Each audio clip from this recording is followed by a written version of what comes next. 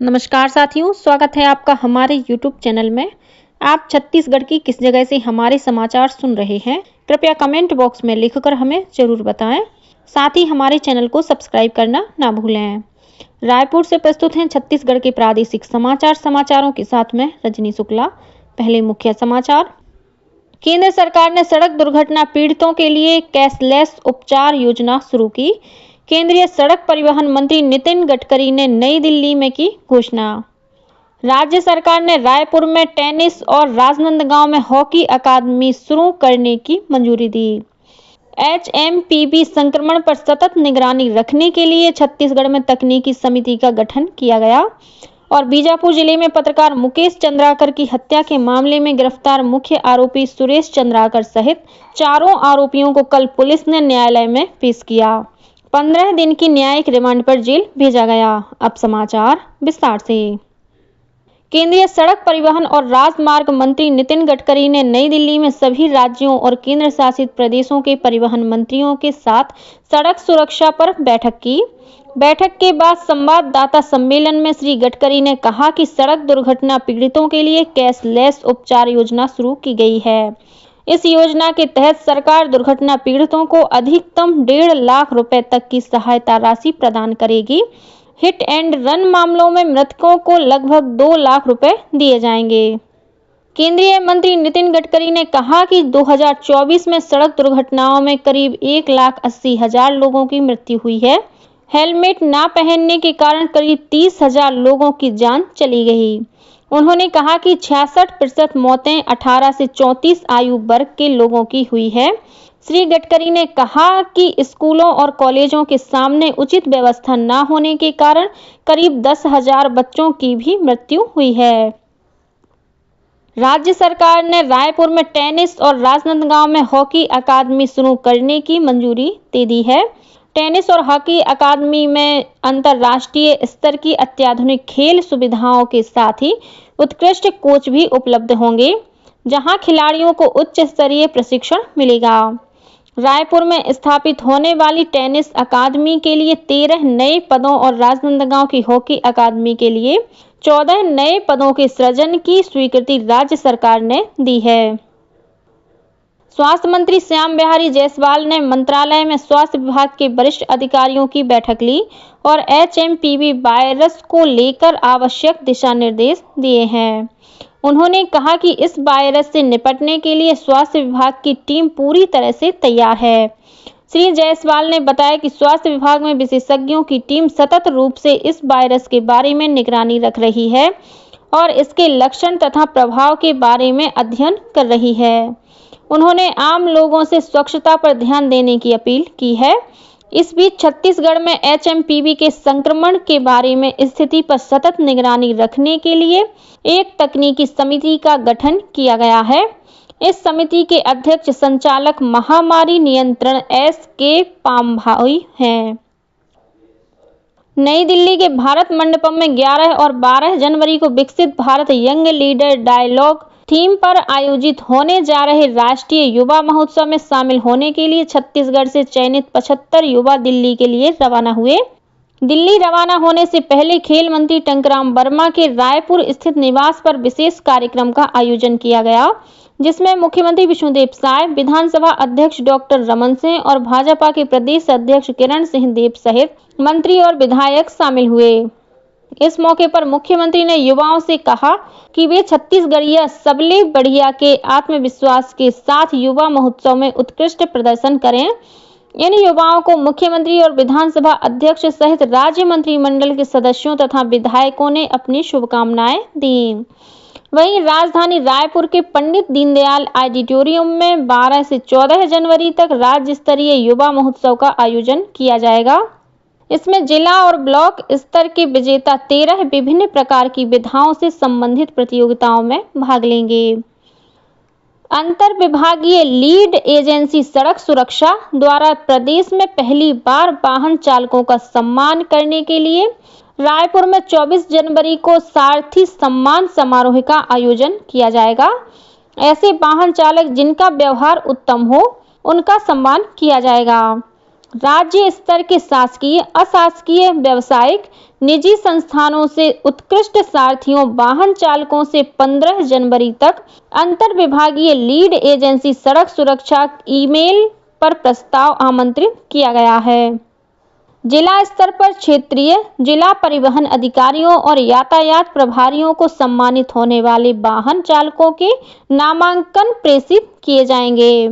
गौरतलब है कि प्रदेश में 1 से 31 जनवरी तक राष्ट्रीय सड़क सुरक्षा माह मनाया जा रहा है। केंद्रीय सूचना और प्रसारण मंत्री अश्विनी वैष्णव ने कल नई दिल्ली में महाकुंभ को समर्पित आकाशवाणी और दूरदर्शन के लिए विशेष गीत का लोकार्पण किया। इस समारोह में प्रसार भारती के अध्यक्ष नवनीत कुमार सहगल, मुख्य कार्यकारी अधिकारी गौरव द्विवेदी, दूरदर्शन की महानिदेशक कंचन प्रसाद और आकाशवाणी की महानिदेशक प्रज्ञा पालीवाल गौड़ उपस्थित थी। महाकुंभ का आयोजन 13 जनवरी से 26 फरवरी तक प्रयागराज में होगा। बीजापुर जिले में पत्रकार मुकेश चंद्राकर की हत्या के मामले में गिरफ्तार मुख्य आरोपी सुरेश चंद्राकर सहित 4 आरोपियों को कल पुलिस ने न्यायालय में पेश किया। इन्हें 15 दिन की न्यायिक रिमांड पर जेल भेज दिया गया है। इस मामले की अगली सुनवाई 21 जनवरी को होगी। इस बीच रायपुर की विशेष अदालत ने आय से अधिक संपत्ति मामले में पूर्व मुख्यमंत्री की उप सचिव रही सौम्या चौरसिया को जमानत दे दी है। एंटी करप्शन ब्यूरो और ईओडब्ल्यू की ओर से इस मामले में 60 दिन की नियत समय अवधि में चार्जशीट दाखिल नहीं की जा सकी। इस वजह से विशेष न्यायालय ने सौम्या चौरसिया को जमानत दे दी है। हालांकि सौम्या चौरसिया अभी जेल में ही रहेंगी क्योंकि उनके खिलाफ कोल लेवी मामले में भी केस दर्ज है और इस प्रकरण में उन्हें जमानत नहीं मिली है। वहीं महादेव सट्टा ऐप के प्रमोटर अनिल अग्रवाल की जमानत याचिका को छत्तीसगढ़ उच्च न्यायालय ने खारिज कर दिया है। इस मामले की सुनवाई न्यायाधीश रविंद्र अग्रवाल की सिंगल बेंच में हुई। कोर्ट ने जमानत याचिका को खारिज करते हुए कहा कि आरोपी के खिलाफ पर्याप्त सबूत और साक्ष्य हैं, इसलिए उसे जमानत देना उचित नहीं है। नारायणपुर जिले में बीते 4 फरवरी को हुई मुठभेड़ में मारे गए 5 माओवादियों की पहचान कर ली गई है। बस्तर रेंज के पुलिस महानिरीक्षक सुंदरराज पी ने बताया कि मारे गए माओवादियों पर कुल 21 लाख रुपए का इनाम घोषित था। इन माओवादियों की पहचान पीपीसीएम पीएलजीए प्लाटून नंबर 32 के सदस्य देव सिंह, दिनेश, सुमति, सुकमति और गट्टा काल मिलिशिया कमांडर महेश के रूप में हुई है। छत्तीसगढ़ पुलिस में खुफिया विभाग के प्रमुख एडीजी अमित कुमार को विशिष्ट सेवा के लिए राष्ट्रपति पुलिस पदक से सम्मानित किया गया है। वर्ष 1998 बेंच के आईपीएस अधिकारी अमित कुमार को यह सम्मान नई दिल्ली में केंद्रीय गृह मंत्री अमित शाह ने प्रदान किया। अमित कुमार को यह सम्मान केंद्रीय प्रतिनियुक्ति में रहते हुए किए गए विशिष्ट कार्य के लिए दिया गया है। श्री कुमार सीबीआई के संयुक्त निदेशक निधि के पद पर काम कर चुके हैं। वे मूल रूप से बिहार के रहने वाले हैं। छत्तीसगढ़ में रायपुर, बिलासपुर सहित कई जिलों के पुलिस अधीक्षक रहने के अलावा सीबीआई में 12 वर्षों तक विभिन्न पदों पर भी पदस्थ रहे हैं। मुख्यमंत्री विष्णुदेव साय ने कल बालोद जिले के जुगेरा गांव में 141 करोड़ रुपए के विकास कार्यों का लोकार्पण और शिलान्यास किया। इस अवसर पर उन्होंने बालोद में 400 सीटर ऑडिटोरियम के निर्माण के साथ ही जुगेरा में स्थित बंजारी माता मंदिर में डोम सेट निर्माण कराने की घोषणा की। मुख्यमंत्री विष्णुदेव साय ने रायपुर स्थित मुख्यमंत्री निवास कार्यालय में सरगुजा संभाग के सभी विधायकों और सरगुजा सांसद के साथ बैठक की।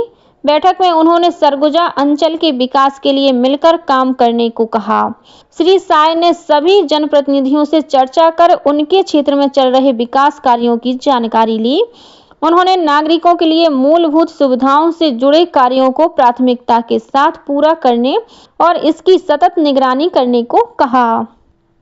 नगरीय निकाय और त्रिस्तरीय पंचायत चुनाव के मद्देनजर आज 9 जनवरी को रायपुर स्थित प्रदेश भाजपा कार्यालय में भारतीय जनता पार्टी की अहम बैठक होगी। बैठक में भाजपा के प्रदेश प्रभारी नितिन नवीन कोर ग्रुप के सदस्य और पदाधिकारियों से चर्चा करेंगे।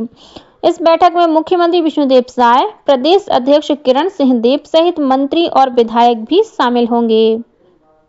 गर्म पानी के कुंड और सांस्कृतिक धरोहर से समृद्ध तातापानी में मकर संक्रांति पर लगने वाले ऐतिहासिक तातापानी महोत्सव की तैयारियां जोरों पर हैं।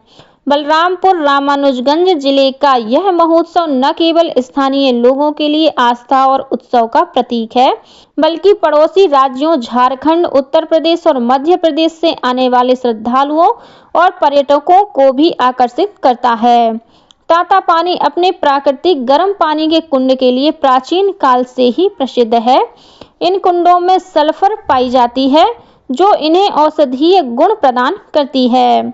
स्थानीय मान्यताओं के अनुसार इन कुंडों से निकलने वाला गर्म जल न केवल शारीरिक रोगों से मुक्ति दिलाते हैं, बल्कि आत्मिक शांति का अनुभव भी कराते हैं।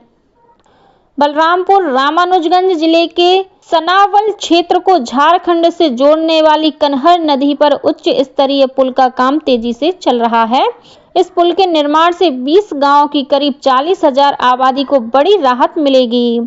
सनावल क्षेत्र के कई गांवों के लोग रोजाना खरीदारी और इलाज के लिए नदी के उस पार स्थित झारखंड के जिला मुख्यालय गढ़वा तथा प्रखंड मुख्यालय नगर उटारी और घुरकी जाते हैं।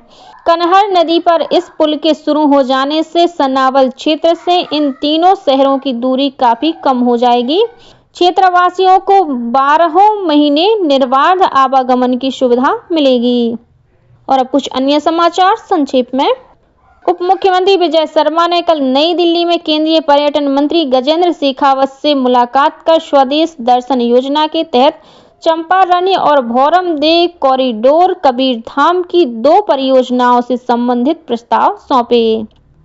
वित्त मंत्री ओपी चौधरी ने रायगढ़ जिले के बाघाडोला, नवापारा और छपोरा में 70 लाख रुपए से अधिक के विभिन्न विकास कार्यों का लोकार्पण किया।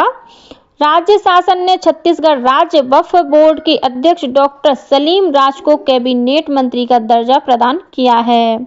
बलौदाबाजार जिले के महिला एवं बाल विकास विभाग के तहत सखी वन स्टॉप सेंटर के विभिन्न रिक्त पद जैसे कि केस वर्कर, बहुउद्देशीय कार्यकर्ता, पैरा लीगल कार्मिक, पैरामेडिकल कार्मिक एवं सुरक्षा गार्ड के पदों पर महिला सेवा प्रदाताओं के चयन हेतु 20 जनवरी को संयुक्त जिला कार्यालय भवन अंतर्गत महिला एवं बाल विकास विभाग कार्यालय बलौदाबाजार में वॉक इन इंटरव्यू का आयोजन किया जाएगा। उत्तर बस्तर कांकेर जिले में 70 वर्ष एवं उससे अधिक आयु के वरिष्ठ नागरिकों को आयुष्मान वय वंदना कार्ड पंजीयन करने हेतु कल 10 जनवरी को महाअभियान चलाया जाएगा। इसके लिए सभी चॉइस सेंटरों एवं समस्त सामुदायिक स्वास्थ्य केंद्र, प्राथमिक स्वास्थ्य केंद्र एवं उप स्वास्थ्य केंद्रों में शिविर लगाया जाएगा।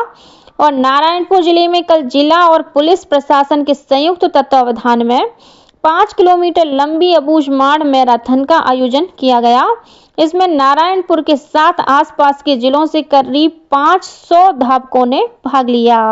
इसी के साथ छत्तीसगढ़ के समाचारों का ये बुलेटिन समाप्त हुआ। नमस्कार।